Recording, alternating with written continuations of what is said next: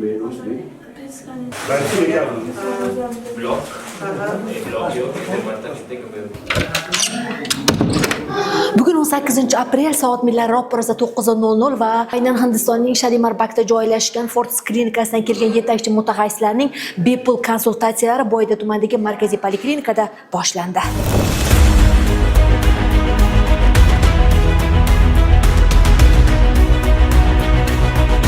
Dastlab Hindistondagi Fortis klinikasining O'zbekistondagi hamkori hisoblangan Sama Medical Tourism mas'uliyati cheklangan jamiyati tomonidan tashkillangan ayni bepul tibbiy ko'rik avvalida og'ir holatdagi bemorlar navbatsiz chuqurlashtirilgan ko'rikdan o'tkazildi. Vodiyda yagona bo'lgan Sama Medical Tourism mas'uliyati cheklangan jamiyati Hindistonga bormoqchi bo'lgan bemorlarni hujjatlarini tayyorlash, vizasini tayyorlash hamda ularning hujjatlarini ingliz tiliga tarjima qilish, uni adliyan tasdiqlash bilan shug'ullanadi.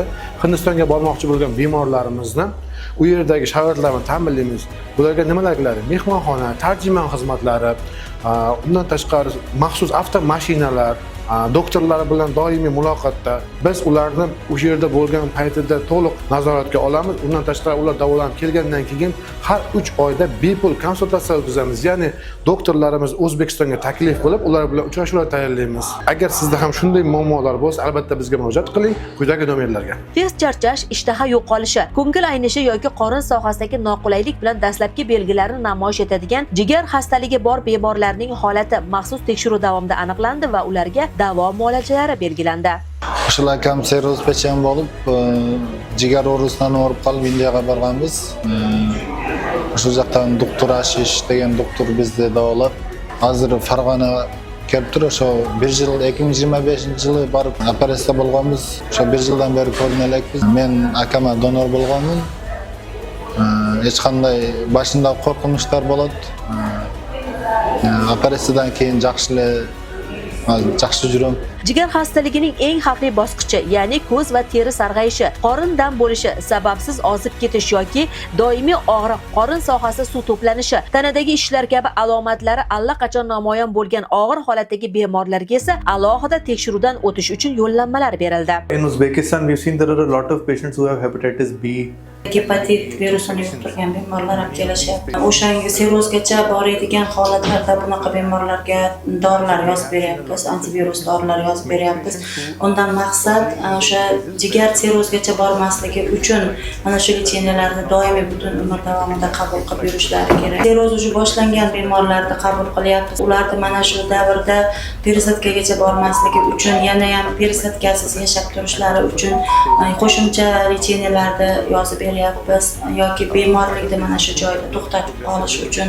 Lekin agar og'ir holatdagi bemorlar bo'lsa, unga perisadkadan boshqa chora topilmaydigan holatlari bo'lsa, biz albatta Hindistonga borib o'sha jigar ko'chirish operatsiyasini amalga oshirishlarini tavsiya qilyapmiz. Men bu yerga kelganimda har safar shu tashrifimda o'zim operatsiya qilgan bemorlarni, ko'p o'zbek bemorlarni ko'ryapman. Ularning hozirgi holatlaridan juda ham xursand bo'lyapman.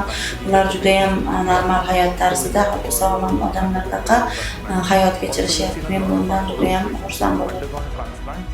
Gepatit B va S, shuningdek jigar sirrozi, jigar saratoni kabi kasalliklar bilan bir qatorda bugun dunyo aholisi orasida eng xavfli xastaliklardan biriga aylangan onkologik kasalliklarni oldini olish, xastalik aniqlangan bemorlarga to'g'ri davo muolajalarini qo'llash maqsadida onkolog shifokor tomonidan ham qabulga kelgan aholiga ko'rsatmalar berildi. Ikkinchi marotaba jigar amaliyotini jigar qo'yish amaliyotini o'tkazib, Xudoga shukr, mana jigarim 6 oyda 7-oy bo'layapti. Xudoga shukr, yaxshiman. Mana 2025-yili oxirgi tashxisda shu Hindistonga yo'llanma berish bo'yicha tavsiya berildi.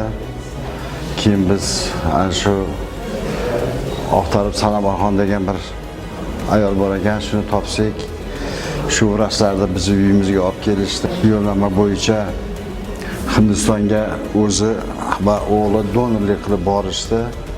Reanimatsiyadagisi, больницada yotgani, har bitta qilinayotgan ishlarini video orqali bizga ma'lumot qilib berib turishdi. Ko'nglimiz to'q bo'ldi. Darja reanimatsiyada ham shu Sanobarxonda o'zi kirib, qarab, ovqatlarini berib, kerak bo'lsa, boshqa murojaatlarda haligi kamchilik bo'lsa, yo'l yo'rig'ini ko'rsatib, sog' salomat va shu 60 kunda o'z oyoqlari bilan uyga kirib kelishdi. Sanobarxon o'zi olib ketib, o'zi olib borib, o'zi 2 oy o'sha yerda lisheniyasini qildirib, yana o'zi o'z oyog'i bilan olib kelib, bizni uyimizga topshirib ketdi. Yuqoridagi xastaliklardan yillar davomida qiynalib Hind o'lkasiga borib jarrohlik amaliyoti o'tkazgach, darddan batamom xalos bo'lgan, ya'ni jigar ko'chirib o'tkazish amaliyotini o'tkazgan bemorlar esa transplantolog shifokor tomonidan alohida tekshirildi. Bemorga donorlik qilgan shaxslarning holati ham birma-bir o'rganildi. To'g'ri ovqatlanish, harakatdan to'xtamaslik va yana bir nechta zaruriy va foydali maslahatlar nafaqat jarrohlik amaliyotini o'tkazgan bemorlar, balki sog'lom bo'lish istagida bo'lgan barcha uchun zarur ekanligi alohida ta'kidlandi. Kun yakuni oqshom pallasi deyarli yer yuziga tushgan vaqtida esa xorijiy mutaxassislarning ikkinchi kungi bepul tibbiy tekshiruvlari yakunlandi.